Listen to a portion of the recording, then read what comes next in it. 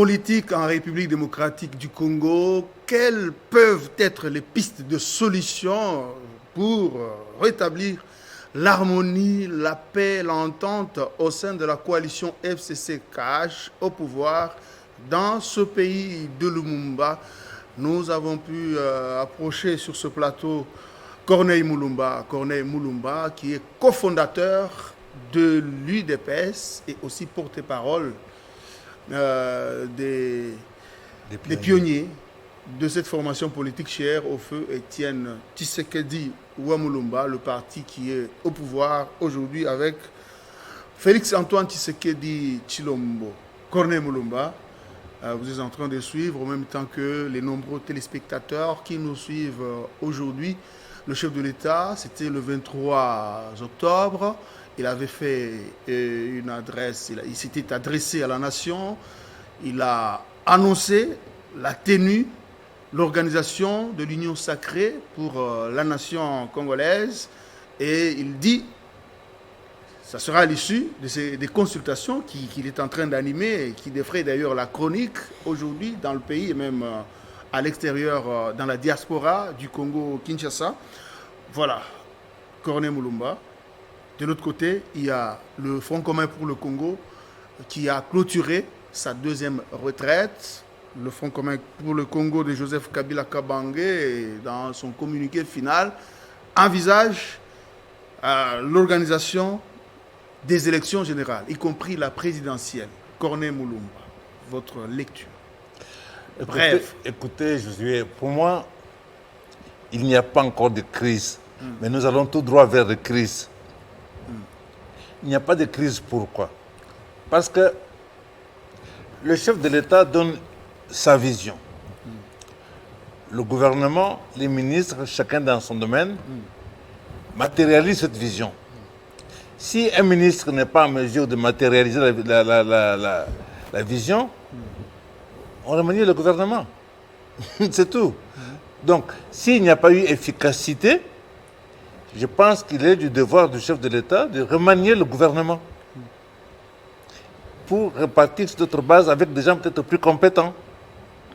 Ça, ce n'est pas une crise. On ne peut pas dire que ça n'a pas fonctionné, on n'a pas obtenu des fruits, donc il y a une crise. Non, ce n'est pas à cause de ça qu'il y a une crise. Moi, je pense que, en fait, le problème que nous avons est principalement, si pas exclusivement, un problème de casting dès le départ. Casting au moment de négocier la coalition. La coalition se négocie sur base d'un programme. Qu'allons-nous faire pour cette population? Point 1, point 2, point 3, point 4, point 5. On se met d'accord là-dessus. Voilà ce que nous allons faire. Et le gouvernement va appliquer le programme de la coalition. Regardez un peu comment les choses sont passées. Ce qu'on a envoyé pour négocier la coalition, excusez-moi, particulièrement du côté CAH et principalement du côté UDPS, pour moi, on n'a pas mis suffisamment de rigueur dans le choix des négociateurs. Parce qu'il s'agit de négocier les enjeux d'un pays qui pèse des dizaines de milliers de milliards de dollars, un pays le plus important de la région, un pays qui a géostratégiquement très important, un pays sur qui tout le monde a les yeux braqués. Et vous envoyez pour négocier ces enjeux-là avec des personnes qui vont négocier en fait pour des petites choses, ce partage de postes, ainsi de suite. Donc il y a eu à ce niveau-là du casting. Dans le problème du casting, du côté du FCC ou bien du côté de l'UDPS? Moi je parle principalement du côté UDPS parce qu'on s'attend logiquement à ce qu'un parti politique qui existe depuis plus d'une quarantaine d'années, n'est-ce pas, a en son sein des personnalités d'expérience, des personnalités mûres politiquement, qui peuvent effectivement, qui comprennent le jeu et les enjeux, qui peuvent négocier valablement les intérêts de la nation. Je pense qu'il y a eu le casting. Au niveau des délégués à la négociation, je pense qu'il y a eu un mauvais casting. Du côté de ceux qui sont le gouvernement, je pense qu'il y a eu un mauvais casting. Au niveau de ceux qu'on a pris pour travailler à la présidence de la République, je pense qu'il y a eu un mauvais casting au niveau du seul gouverneur que nous avons. Donc, si on a tous ces mauvais castings, le résultat attendu, il est prévisible. Alors, dans la vie, moi je dis qu'on peut commettre des erreurs, c'est qu'il faut se corriger. Maintenant, on peut dire qu'aujourd'hui, le divorce sur papier, bon, c'est pas officiellement confirmé, mais on peut dire que le divorce est déjà constaté, de fait. Mais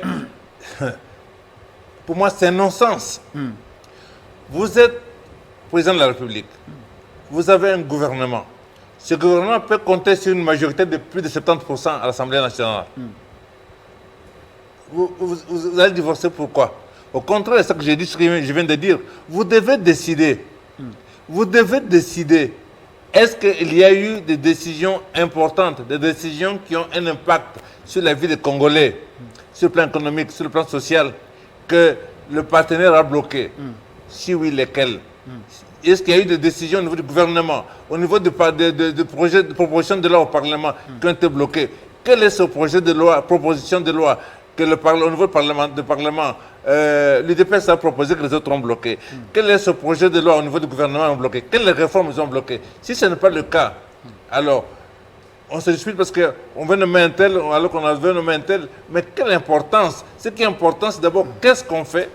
Ensuite, maintenant, vous avez des animateurs. Ça, c'est ce qu'on plan. Mais si on ne sait même pas ce qu'on fait, qu'est-ce qu'on doit faire? À ce moment-là, le reste n'a pas d'importance. Donc, ça, c'est ce niveau-là pour moi qu'il y a des choses à faire. Bon, maintenant, aujourd'hui, c'est comme si le conseil des ministres est rejeté au calendrier grec. On ne sait pas quand est-ce que ça aura lieu, comme s'il y a une crise de confiance entre le chef de l'État et le Premier ministre. Et dans tout ça, quel est l'intérêt de la population? Nous sommes dans un régime semi-présidentiel. Mobutu Sese Seko était président de la République. Mitterrand, président de la République. Joseph Kabila, président de la République. Félix Tshisekedi, président de la République. Tous présidents de la République, même en Allemagne, Steinmeier, président de la République. Mais ils n'ont pas les mêmes pouvoirs. Les pouvoirs que vous avez sont ceux que vous reconnaissez la Constitution. Ça, c'est un. Deux. En plus de ce semi-présidentiel, nous sommes dans une coalition. Donc, à partir de ce moment-là, on doit agir autrement. On doit savoir qu'on n'a pas tous les pouvoirs. On doit négocier chaque fois qu'on avance pour que nous puissions aller de l'avant. Mais si on se trompe, qu'on pense qu'on peut agir comme vous pouvez le faire, pas de claquement de doigts et tout s'exécute, on commet l'erreur. Encore une fois, on peut se tromper. Mais ce qu'il faut, c'est corriger les erreurs pour avancer. La coalition est une nécessité absolue. Pourquoi on dit que c'est une nécessité absolue? Parce que vous avez des décisions très importantes qui peuvent impacter sensiblement les conditions de vie des Congolais, sur le plan économique et social. Ces décisions qui ne peuvent pas arranger les puissances étrangères, on les appelle des puissances étrangères parce qu'ils sont puissants, qui nécessitent qu'il y ait en interne de grandes forces qui se mettent ensemble.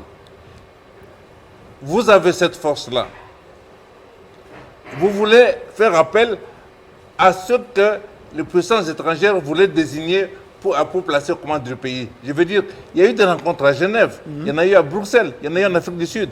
Pourquoi? Parce que les puissances étrangères, chacun essaye à sa manière d'avoir ses marionnettes, ses pions à la tête du pays.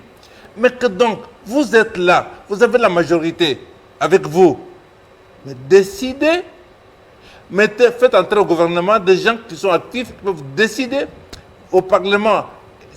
Au parti, il y a un mauvais casting aussi. Or, le parti pouvait aider les députés, n'est-ce pas? Quel parti? Toujours l'UDPS? Oui, bien sûr, l'UDPS. L'UDPS Tshisekedi. On aurait pu aider. Cette affaire de l'UDPS Tshisekedi, il faut arrêter ces histoires-là. Mais c'est comme ça qu'au ministère de l'Intérieur, il y a plusieurs UDPS. Il faut le reconnaître. Il y a UDPS Tchibala, il y a UDPS Le Peuple de Moubake. Il y a ce que mon jeune frère... il y a UDPS Kibasa. Oui, il y a ce que mon jeune frère Harold Badibanga appelle le raccordement frauduleux. Aucune de ces UDPS que vous citez n'a un projet de société différent. Aucune n'a un logo différent. Le seul logo qui existe là, c'est moi qui l'ai fait. Je sais de quoi je parle. Ah bon? Oui. Donc, ça veut dire que chacun veut s'approprier. Moi, UDPS, moi, UDPS. C'est comme ça qu'on s'affaiblit. Alors, vous vous affaiblissez. Vous pouvez accéder au pouvoir comme président de la République, peut-être, mais vous n'êtes pas en mesure de gérer parce que quelque part, vous vous séparez de rassembler, vous divisez. Vous voulez diriger le pays comment en étant divisé. Il faut au contraire battre le rappel de troupes. Il n'y a qu'une seule UDPS, une seule idéologie, un seul logo. Là-dedans, cherchez le meilleur pour le placer aux fonctions qu'il faut et ils vont produire des résultats, le peuple va se retrouver. Donc pour vous, la solution aujourd'hui pour la crise, il y a entre autres l'unité de toutes les UDPS qui existent dans le pays. Mais ça va de soi. Il faut rassembler, il faut battre le rappel de troupes pour que toutes les intelligences qui sont là, on puisse les utiliser valablement. Qui peut faire cela? Mais Pour le moment, l'UDPS est dirigé sur base d'un mandat spécial. C'est un non-sens. Je pense que les statuts du parti prévoient qu'il y a un secrétaire général, qu'il y a un président de la Convention démocratique, donc le Parlement du parti, et le président de la commission électorale. Je pense que puisque les statuts du parti leur donnent ce mandat, ils peuvent prendre l'initiative d'organiser d'abord un grand conclave pour essayer de rapprocher un peu les gens en prévision du congrès. Et à ce moment-là, si ils appellent tout le monde vient, il est possible à ce moment-là, d'après tous les cadres, tous ceux qui ont assumé des responsabilités au sein du parti, là, ensemble, il y a moyen de trouver des compromis pour avoir, en effet, à titre provisoire, un véritable bureau politique du parti avec des personnes d'expérience, d'avoir comment dirais-je, des bureaux d'études de tout ça. Ça, c'est d'un côté. De l'autre côté aussi, je pense qu'il faut pouvoir renégocier la coalition. Renégocier la coalition FCC-CACH sur base de points précis qui contribuent à améliorer les conditions de vie du peuple congolais. Se mettre d'accord là-dessus. À notre niveau de pionniers, nous nous étions réunis et on a rédigé un mémo que nous avons déposé samedi au président de la République, puisqu'il fait les consultations. Même s'il ne nous reçoit pas, mais au moins il va lire. Vous allez déposer. Nous avons déposé. Peut-on connaître les grandes lignes de ce mémo? Oui, rapidement. nous partons du principe, comme j'ai dit tout à l'heure, que il y a eu une mauvaise négociation de la coalition. On ne va pas discuter l'essentiel. Alors, nous énumérons une série de points qui pour nous sont essentiels, qui peuvent contribuer à changer les choses. Et ensuite, en deuxième... Quels sont ces points, je prends un exemple. Rapidement. Ne fais-ce que 2 ou 3. Premier point, nous disons dans ce pays, nous utilisons le dollar. Nous payons tous les fonctionnaires là en dollars, les ministres et les députés en dollars. C'est un non-sens. Nous ne pouvons pas être maître de notre économie dès lors que nous utilisons une monnaie qui est produite par les autres. Il faut interdire la circulation du dollar sur notre marché. Ça, c'est un. Deux, nous avons proposé qu'il faut revoir le statut de la GECAMIN. Toutes les provinces des pays sont minières. Nous proposons qu'on fasse de la GECAMIN la superstructure de gestion du secteur minier congolais. À partir de ce moment-là, elle est puissante, elle pèse des milliards de dollars et il est possible que nous puissions lever des fonds garantis pour que nous puissions avoir de quoi alimenter les SOFIDE, les FPI et tout ça pour créer des emplois et le reste. Nous proposons également de relever notre armée nationale. L'RDC peut se permettre d'avoir une armée de 2-3 millions de soldats. Pourquoi? Parce que nous avons un pays vaste, nous avons des jeunes, nous avons tout ça, nous sommes un pays riche, envié. Et nous pouvons, avec ça, une partie de l'armée consacrée en tant que force combattante, une autre partie qui peut servir pour la production agro-pastorale, génie militaire et tout ça, et une autre partie... Mais là, vous n'avez pas proposé des pistes de solutions à la crise qui s'observe entre nous avons dit que le FCC et le CACH. Non, c'est ce que j'ai dit. Que le président de la République, que le FCC, que le CACH d'un côté, constitue des délégations. Délégations composées par des patriotes qui soient des gens qui sont des patriotes, qui sont des hommes de compromis, ça va rendir les angles. Et ensemble, sur base des propositions que nous avons faites, qu'on puisse adopter là-dessus. Une fois qu'on a adopté ça, alors il faut remanier le gouvernement. Il faut faire entrer le gouvernement des personnes qui ont une même vision, des personnes qui sont dynamiques, des vrais patriotes, des incorruptibles pour aller travailler là-bas. Avec ça, on peut aller de l'avant. Ensuite, il faut remobiliser la coalition, il faut remobiliser l'UDPS parce que c'est important que le peuple, que la population, que l'opinion puisse suivre ce qui se passe et puisse soutenir. Les décisions qu'il y a à prendre, qui peuvent réellement impacter les conditions de vie des Congolais, nécessitent qu'il y ait une grande coalition, pas des individus. Et pour ça, il n'y a pas de miracle. Il n'y a pas de miracle. Il faut nécessairement qu'il y ait cette cohésion-là. C'est très important. Et moi, j'ai dit ceci, en quelque sorte, j'ai dit, ce n'est pas en faisant entrer dans la maison des scorpions, des lions, des tigres, des crocodiles et tout ça, que vous allez avoir la possibilité de vous concentrer. Tous ces gens qui viennent, il y a beaucoup de flatteurs, il y a beaucoup de gens qui sont envoyés par l'extérieur. Ça ne va pas nous aider. Faisons attention à des gens qui sont envoyés par l'extérieur pour reprendre le contrôle du pays. Si on peut revenir sur le discours du chef de l'État le 23 octobre dernier. Novembre. Le 23 novembre. Non, octobre. Octobre, voilà. Vous avez voulu me perdre. Non, désolé. Le 23 octobre. Maintenant, le chef de l'État a dit dans ses consultations, c'est aussi pour dénicher les leaders qui ne sont pas dans la coalition, mais qui peuvent participer à la gestion du pays. Et dans les coulisses, nous apprenons déjà qui peut nommer un informateur pour détecter la majorité. Donc, lui opte pour la requalification, la reconsidération de la majorité au niveau de l'Assemblée nationale. Mais on s'est dit, pour moi, quelque part, il y a un peu d'ignorance dans l'opinion. On utilise les termes parce qu'on n'est peut-être pas habitué à les utiliser. Dès lors qu'il y a une majorité constituée, elle est connue, on ne désigne pas d'informateur. Tout au plus, on peut désigner un formateur. Tout au plus un formateur. Donc, on veut si ceux qui sont contre le gouvernement estiment qu'ils ont la majorité, ils ont la possibilité de déposer une motion de censure. Et s'ils ont la majorité, le gouvernement va tomber. Mais s'ils n'ont pas la majorité, si le gouvernement ne tombe pas, c'est qu'ils ont la majorité, ils continuent à gérer. On crée des crises là où il n'y en a pas. Si le gouvernement peut contester une majorité, il avance. Vous estimez que vous avez la majorité, vous contre ceux qui sont là, vous déposez une motion de censure. Et l'issue, ça se passe devant la télévision, tout le monde va voir. Donc, requalifier la majorité sur base de quoi? C'est attention.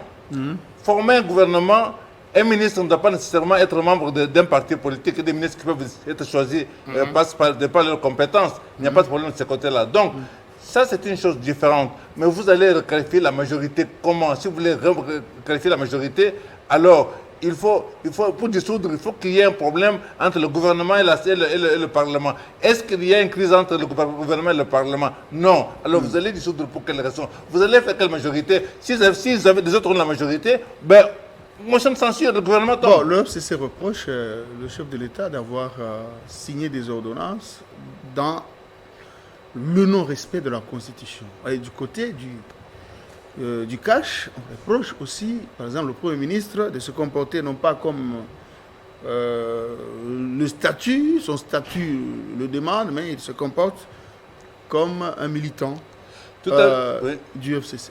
Tout à l'heure, moi j'ai dit que, quand j'ai dit qu'il faut remanier le gouvernement, qu'il faut désigner de nouveaux acteurs pour le casting, qu'il faut que le parti se dote d'un véritable bureau politique et qu'il faut la présence du parti, que le président reconstitue son cabinet, revoit son cabinet, le restructure de fond en comble.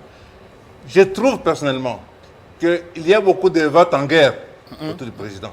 Je trouve des gens qui bousculent, il y a beaucoup de constitutionnalistes, ils oublient que lorsqu'il y a un coup de force dans un pays, la première chose que l'on fait, c'est quoi? On prend la Constitution, on met à la poubelle. On le met à la poubelle. On met entre parenthèses tout ce qui existe comme les chefs de l'État, quand vous devez être dans un régime semi-présidentiel, en plus dans une coalition, vous devez, comme on dit, vous marchez sur des œufs. Donc, il faut beaucoup de compromis. Il faut donc des hommes de compromis qui doivent parler avec les uns et les autres. Parler, avancer doucement, et arriver jusqu'à la fin de la législature. Parce qu'aujourd'hui, il nous reste 2 ans. 2 ans, pourquoi? Parce que 2 ans sont passés, la dernière année électorale, il reste 2 ans pour impacter les conditions de vie des Congolais pour que les Congolais vous renouvellent la confiance à la fin. Donc, ça veut dire que c'est ça qui est important. Il faut donc arrondir les angles. Et le président de la République, on le pousse à l'erreur. On le pousse à l'erreur par des gens qui peut-être eux-mêmes sont des gens qui, ceux qui tirent les ficelles sont tapis au-delà des océans et des mers, peut-être, certainement même pas certainement. Et que donc, c'est à ce niveau-là qu'il doit faire très très attention. Est-ce que la cohabitation n'est-elle pas la solution à la crise? La coalition... Cohabitation. Moi j'ai dit, la coalition était la meilleure des formules. Mais ça ne marche pas. Mais ce n'est pas que ça ne marche pas. On a fait, je me répète, un mauvais casting. Qu'on revoie le casting. Écoutez, vous avez à l'UDPS, pour parler de l'UDPS, des gens qui sont là depuis des dizaines d'années, n'est-ce pas? Des gens qui ont montré qu'ils sont des vrais patriotes. Des gens qui ont montré qu'ils sont prêts à mettre leur vie en jeu pour ce pays, pour ce parti. Des gens qui ont payé dans leur chair, ces gens-là, on les a tous mis de côté. On a fait venir des gens de gauche à droite, des gens qui venaient pour se faire de l'argent. Regardez, vous avez à l'Assemblée provinciale de Kinshasa une douzaine de députés, n'est-ce pas? Mais vous avez 0 sénateur UDPS au Sénat, alors qu'on aurait pu en avoir ne fait que 3 ou 4. Vous comprenez? Parce que vous avez aligné des personnes... Il y a Bahati qui fait les yeux doux au cash. Oui. Bahati a quand même des sénateurs aussi. Oui, c'est juste. Ça, mais ça, dans le compte... Dites-moi, pour quelle raison vous voulez... Pourquoi vous voulez diluer votre pouvoir dès lors que vous avez la majorité de près de 70%?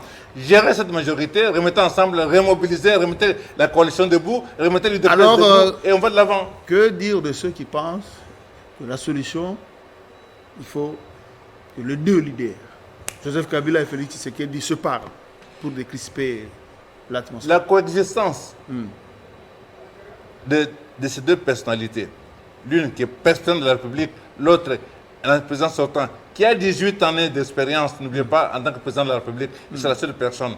Donc une personne qui connaît le jeu, qui connaît les règles du jeu et qui connaît les enjeux, n'est-ce pas? C'est très important parce qu'on est plus fort en réalité. On est plus fort quand on a ces deux personnalités et qu'on a une majorité de 70%. On est plus fort.